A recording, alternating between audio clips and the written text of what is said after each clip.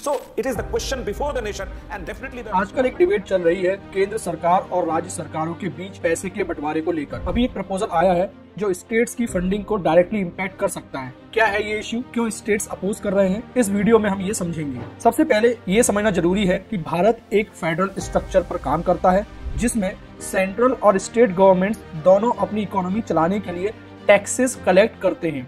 For example, central government income tax, GST, excise duty, corporation tax जैसे tax collect करती है। वहीं state government land revenue, stamp duty जैसे taxes collect करती है। फाइनेंस कमीशन रिकमेंड करता है कि सेंट्रल गवर्नमेंट जो टैक्स कलेक्ट करती है उसका एक हिस्सा स्टेट्स को दिया जाए।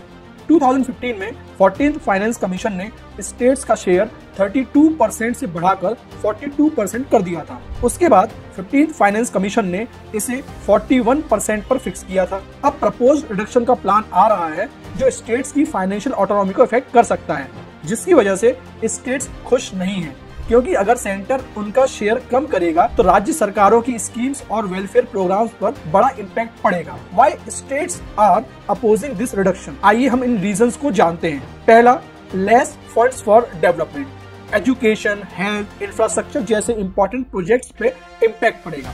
Second reason, dependency on centre will increase. अब स्टेट्स को ज्यादा ग्रांट्स और लोन्स लेने पड़ सकते हैं। इकोनॉमिक डिस्पैरिटी तीसरा कारण, तो जो ऑलरेडी वीक स्टेट्स हैं वो और ज्यादा फाइनेंशियल क्राइसिस में चले जाएंगे। फिस्कल फेडरलिज्म अफेक्टेड, ये भी एक कारण है, क्योंकि कोऑपरेटिव फेडरलिज्म जिसकी हम बात करते हैं ये उसके कंसेप्ट को वीक कर सकता है। इन सभी रीजंस के बीच सेंटर का कहना है कि ज्यादा फंड सेंटर के पास होने से नेशनल डेवलपमेंट प्रोजेक्ट्स को बूस्ट मिलेगा, जैसे कि इंफ्रास्ट्रक्चर प्रोजेक्ट्स, आपके हाईवेज हो गए, railways, digital infrastructure, digital India initiative. दूसरा, डिफेंस और नेशनल सिक्योरिटी स्ट्रांग होगा, स्ट्रांग मिलिट्री होगी, बॉर्डर को हम सेव कर सकते हैं।